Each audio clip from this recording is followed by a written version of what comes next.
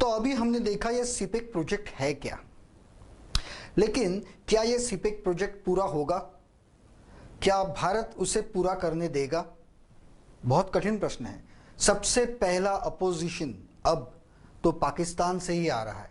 पाकिस्तान के कई लीडर्स, बुद्धिजीवी और कई लोग ये मान रहे हैं कि सीपेक के आड़ चाइना ने अपने बहुत सारे लोगों को ट्रांसफर किया है पाकिस्तान में, और फिर पाकिस्तान की बहुत सारी जमीन खरीदना शुरू कर दिया है।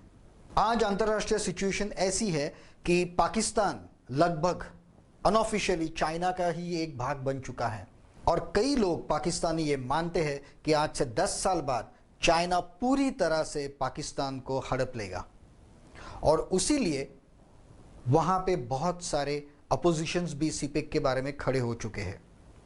और एक मुद्दा, पाकिस्तान में इतने सारे टेररिस्ट ग्रुप्स हैं, हर प्रांत में अलग अलग टेररिस्ट के ग्रुप की सत्ता चलती है।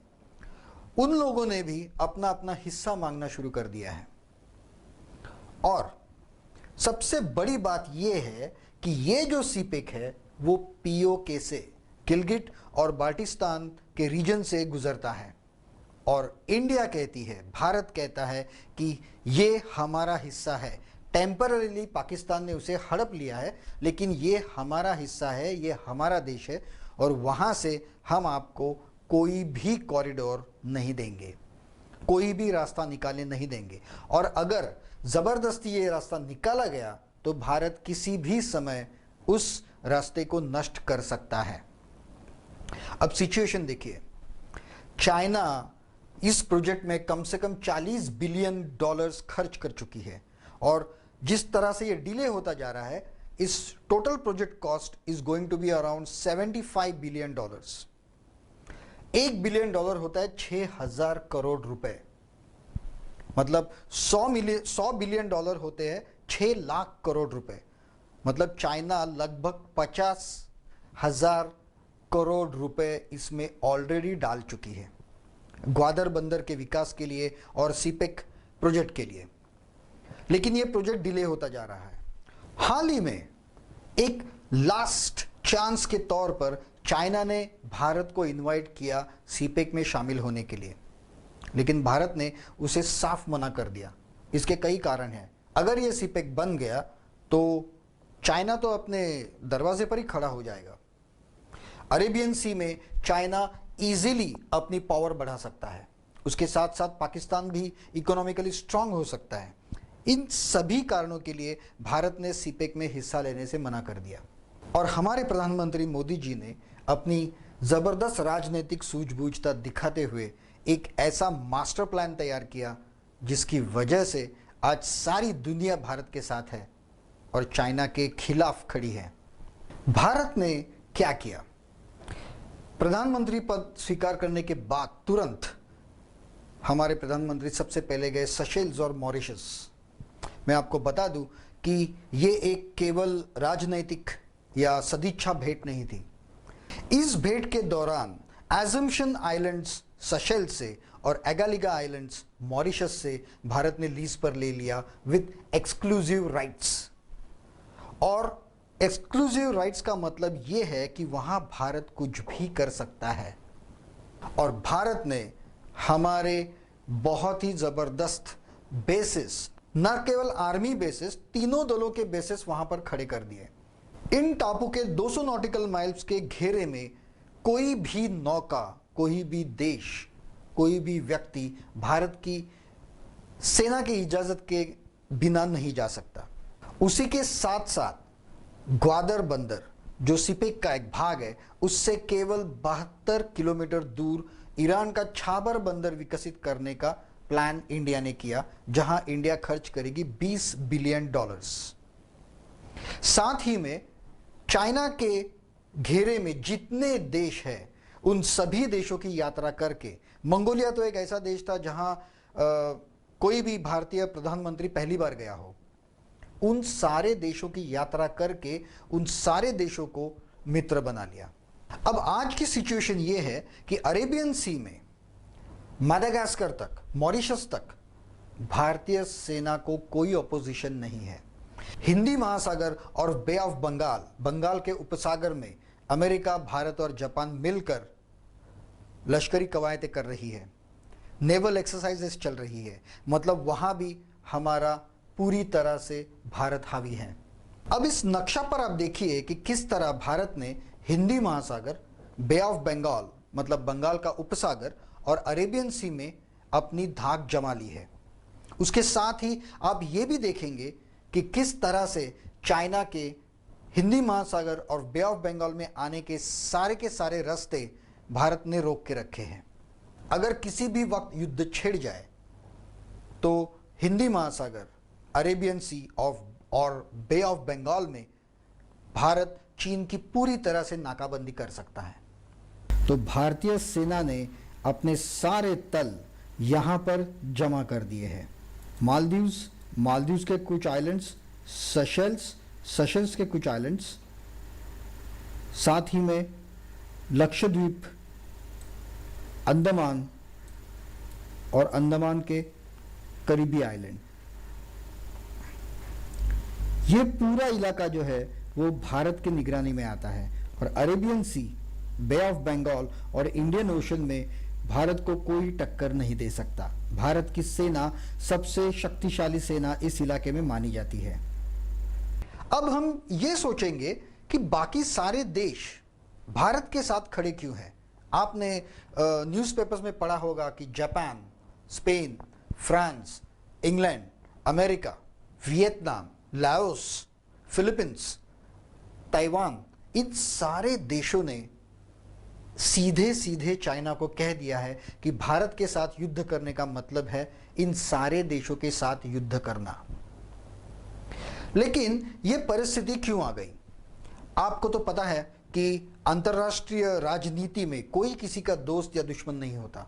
हर देश अपने स्वार्थ के लिए मित्रता या शत्रुता आजमाता रहता है। आज हमारा देश एक महाशक्ति के रूप से उभरता जा रहा है। सिचुएशन अगर आप देखोगे तो भारत की सबसे बड़ी ताकत है भारत की पॉपुलेशन। आप शायद चौंक जाएंगे क्योंकि आज तक हमें यही पढ़ाया गया है कि पॉपुलेशन ही हमारी प्रॉब्लम है, लेकिन पॉपुलेशन हमारी प्रॉब्लम नहीं है। भारत की प्रॉब्लम है भ्रष्टाचार और आलसी लोग। जब तक हमारे नाक में पानी जाने का समय नहीं आता हम कुछ नहीं करते। यही प्रॉब्लम है भारतीयों की। लेकिन पॉपुलेशन हमारा सबसे स्ट्रॉन्ग पॉइंट है और उसमें भी आज संसार में सबसे बड़ी तादाद में, संख्या में मिडिल क्लास आज केवल भारत में है। और इसी मिडिल क्लास की क्रय शक्ति पर पूरी दुनिया मार्केट के रूप में देख रही है। मतलब पूरी दुनिया आज मार्केटिंग के लिए, अपनी चीजें बेचने के लिए भारत की ओर देख रही है। आपको पता है कि चाइना में दुनिया के बहुत सारा प्रोडक्शन होता है, लेकिन चाइना के लोगों की हालत ऐसी नहीं है कि वो उन वस्तुओं को खरीद सके। कहीं ना कहीं तो उन्हें बेचना ही है। तो उनके लिए भी भारत एक बहुत बड़ा मार्केट है, जैसे यूरोपियंस के लिए है, जैसे अमेरिका के लिए है। भारत एक बहुत बड़ा मार्केट है। और अगर भारत युद्ध में हार जाता है या भारत का आर्थिक नुकसान होता है तो उसका परिणाम इन सारे देशों पर होने वाला है। और इसीलिए ये सारे देश मिलकर भारत को प्रोटेक्ट करने की कोशिश कर रहे हैं। जैसा हम सभी लोग मानते हैं, सोशल मीडिया पे हमेशा आता रहता है कि 1962 अब नहीं होने वाला, और कुछ हद तक ये बात सही है। 1962 में एक रशिया छोड़कर हमारे साथ, रशिया और इजराइल छोड़कर हमारे साथ कोई खड़ा नहीं था। लेकिन आज चीन अकेला है और बाकी सारे देश भारत के साथ है। अब इस सिचुएशन में चाइना बुरी तरह से फंस चुका है। कई सवाल चाइना के सामने खड़े हैं, कई प्रॉब्लम्स चाइना के सामने खड़े हैं। सबसे पहला प्रॉब्लम यह है कि चाइना का पाकिस्तान छोड़कर कोई दोस्त नहीं है। दूसरी चीज, अगर भारत और चीन में युद्ध छिड़ता है तो भारत को सिर्फ दो फ्रंट पर लड़ना होगा, सबसे पहली चाइना और दूसरा पाकिस्तान। लेकिन चाइना को कम से कम 14 देशों से लड़ना होगा, और चाइना की सेना भले भारत से 4 गुनी ज़्यादा हो, उन्हें वो सेना अपने सारे बॉर्डर्स पर बिखरनी होगी। वो सिर्फ भारत पर कॉन्सेंट्रेट नहीं कर पाएंगे। दूसरी चाइना की प्रॉब्लम यह है कि चाइना पर कोई भी देश विश्वास नहीं करता, क्योंकि जो देश अपने ही विद्यार्थियों पर अमानुषता से टैंक्स चला सकता है वो देश किसी का हो नहीं सकता। और आज तक चाइना का रवैया धोखाधड़ी का ही रहा है हर देश के साथ। तीसरा मुद्दा यह है कि शी जिनपिंग के बाद चाइना में ऐसी कोई प्रभावशाली, उनके जितनी प्रभावशाली व्यक्ति नहीं है जो उनके बाद चाइना की सत्ता संभाल सके। क्योंकि कम्युनिज्म में यही होता है कि जो कोई भी लीडर बनता है, जो कोई भी राष्ट्राध्यक्ष बनता है, वो अपने सारे संभाव्य राष्ट्राध्यक्षों को, सारे लोगों को जो ऊपर आ सकते हैं उन्हें खत्म कर देता है। चौथी बात, आज भले चाइना ने पूरा आयरन कर्टन पहन लिया हो, लेकिन फिर भी आज चाइनीज जनता में बहुत असंतुष्टता है। आपको पता नहीं होगा कि चाइना का जो इंटरनल रीजन्स है उसमें कितनी गरीबी है। चाइना के लोगों ने तो स्वतंत्रता कभी देखी ही नहीं है। व्यक्ति स्वातंत्र्य क्या होता है ये तो उन्हें कभी पता ही नहीं है। लेकिन ये सारी बातें आजकल जो नई जनरेशन है उन्हें हजम नहीं हो रही। किसी ना किसी मार्ग से वो सोशल मीडिया पे आते रहते हैं और वो असंतुष्टता चाइना में चली आ रही है।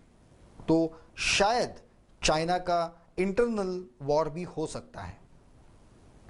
उसके बाद एक समस्या और भी है कि किसी भी प्रकार अगर सीपेक चाइना पूरा नहीं करता तो चाइना बहुत बड़े आर्थिक संकट में घुस जाएगा, क्योंकि ऑलरेडी उसके 50 बिलियन डॉलर्स तक वहां पे घुस चुके हैं।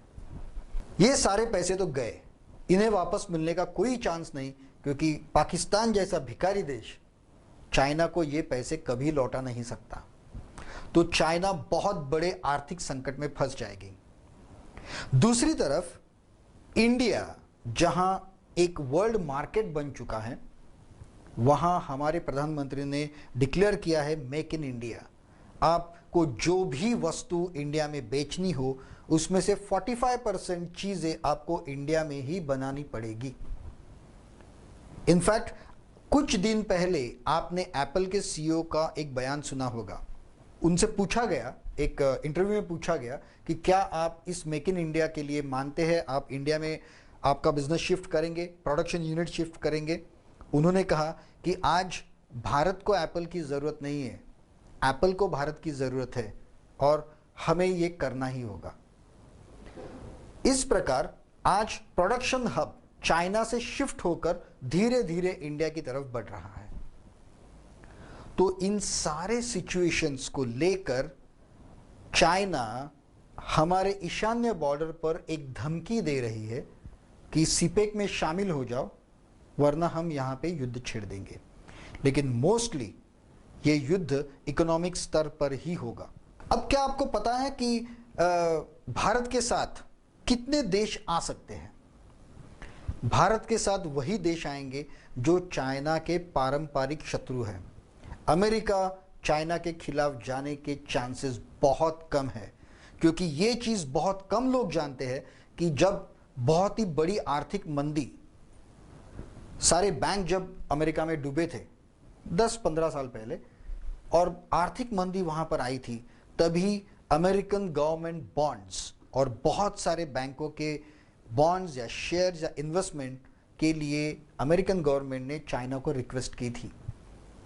और 30 से लेके 35 और ज़्यादा से ज़्यादा 40% तक शेयर्स और बॉन्ड्स की इन्वेस्टमेंट चाइना की अमेरिका में है।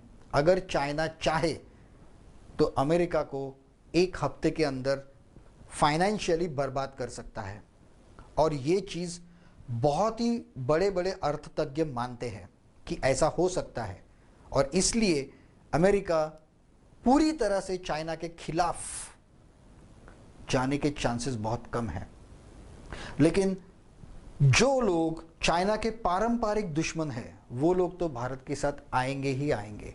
Japan, Taiwan, south Korea, Vietnam, Russia, Kyrgyzstan, Kazakhstan, Uzbekistan, Bhutan, Afghanistan, ये सारे देश जो है, और साथ ही साथ में चाइना की नाकाबंदी करने के लिए यहाँ पे साउथ में है आपका फिलीपींस, मलेशिया, इंडोनेशिया, ये देश भी चाइना के खिलाफ खड़े हो सकते हैं।